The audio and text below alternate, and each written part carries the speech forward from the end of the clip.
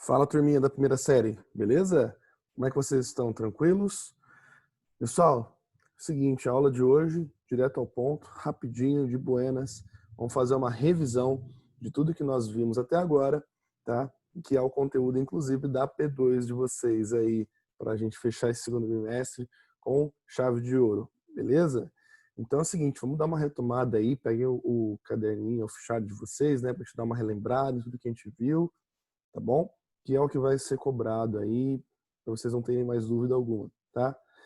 Então, lembrando que as aulas, o bom da plataforma EAD, que as aulas ficam salvas, né? Então tem todas no YouTube aí, quem tiver dúvida vai lá, assiste de novo, tá bom? Então, vamos embora, pessoal. É o seguinte, tá? O que vai ser cobrado de vocês nesta avaliação é o período conhecido como classicismo, tá? Em Portugal, e no Brasil, o período conhecido como quinhentismo, tá bom? Que basicamente é o século XVI, de 1500 a 1600, tá? Esse período, que é um período muito importante para a humanidade, porque ele é um período de grandes navegações, de novas descobertas, né, vamos dizer assim, e de um avanço marítimo, consequentemente a isso, a essas descobertas, que vai trazer um conceito de riqueza para então o povo, né, os europeus, no caso, que praticavam essas navegações. Então é um período assim muito importante para a humanidade que muda muitos conceitos, tá bom? Ideais que haviam no passado. Como eu já falei para vocês na escola que nós estudamos anteriormente, o humanismo ele retrata ali o encerramento, né, da Idade Média e o início de vários ideais, né, ou vários pensamentos, vamos falar assim, que serão concretizados agora. Então, quando eu falei com vocês lá atrás do surgimento daquela ideia do teocentrismo versus o antropocentrismo, aqui no classicismo isso é concretizado.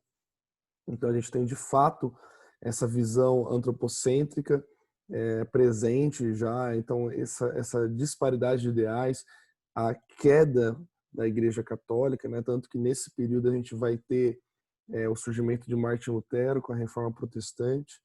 Então assim, esse período todo na história chamamos de Renascimento, tá, pessoal? Então percebam como que ele é importante assim para até então uma humanidade, né, que caminhava num único rumo, agora dispersou-se com vários novos ideais, com várias novas descobertas, com povos novos encontrados, né, como no caso dos indígenas. Então esse é um contexto em que a gente encontra, certo? Na aula passada eu falei com vocês de Portugal, né, e seu principal representante que vai ser o Luís Vaz de Camões. E por que esse período nós chamamos de classicismo, de clássico? Porque esse período, né, o próprio Camões vai fazer isso, ele acaba retomando alguns conceitos ali clássicos da antiguidade, então grega e romana, são retratados nesse período, tá? Alguns exemplos disso são as questões míticas, né? A principal obra de Camões, que é Os Lusíadas, que eu falei para vocês, nós temos ali inclusive trechos onde o mítico, né, aquela visão em mitologia grega ali encontra-se. Camões acaba adequando isso a um texto que fala sobre uma realidade. Os Lusíadas é uma obra real que aconteceu de fato, com acréscimo de opções fictícias, né, de pontos fictícios ali, como esse caso de monstros marinhos, entre outras passagens ali que nós podemos perceber e tem essa visão. Por isso, no clássico, ele retoma esses conceitos, além de que prepondera-se muito ali a questão do soneto, né, que é aquele poema decassílabo, quando a gente tem 4 estrofes, sendo 2 quartetos e 2 tercetos, e no total somamos 14 versos poéticos, né, sempre todos decassílabos, tá bom? Como a gente pode ver nas poesias de Camões, ele aplicava isso com muito fervor, tá? Então esse é o período, né, do classicismo em termos de ideologia, em termos de prática e literatura. Já no Brasil, que inicia-se em 1500, eu falei para vocês que temos que tomar um cuidado quanto a isso, porque o Brasil ele não tem ainda uma literatura produzida no Brasil.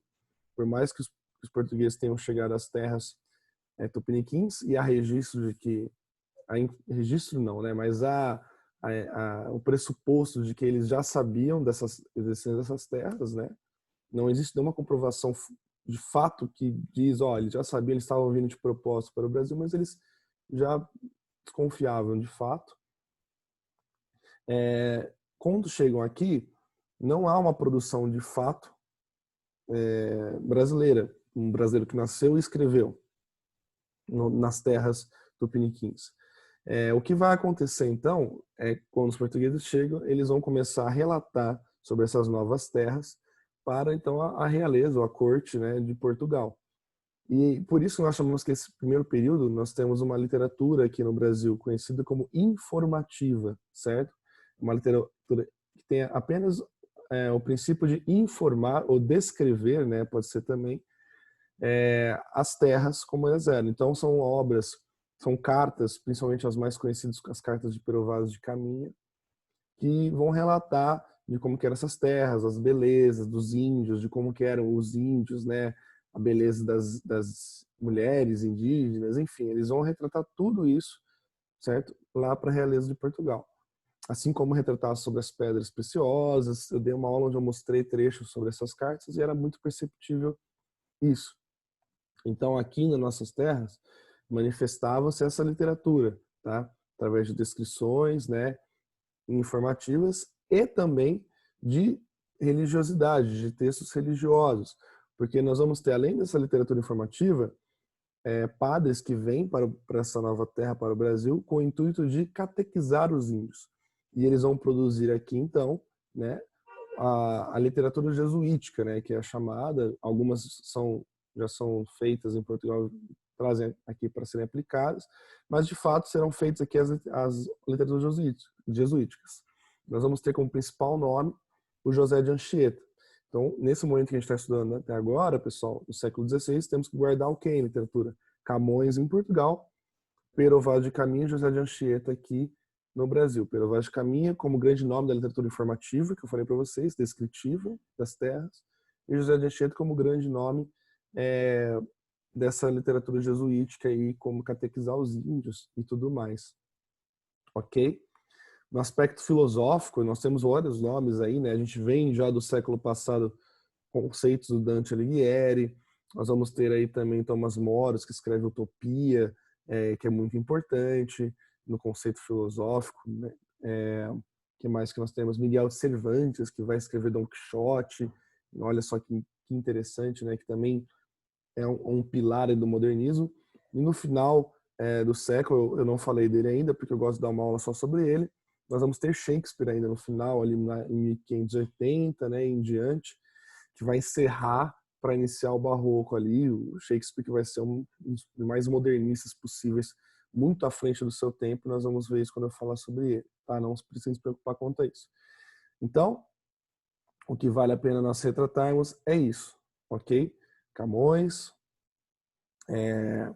lá em Portugal, esses conceitos, né, do classicismo, aí, da volta, da retomada do clássico, do antropocêntrico, né, muito presente contra o antropocentrismo, contra o teocentrismo, perdão.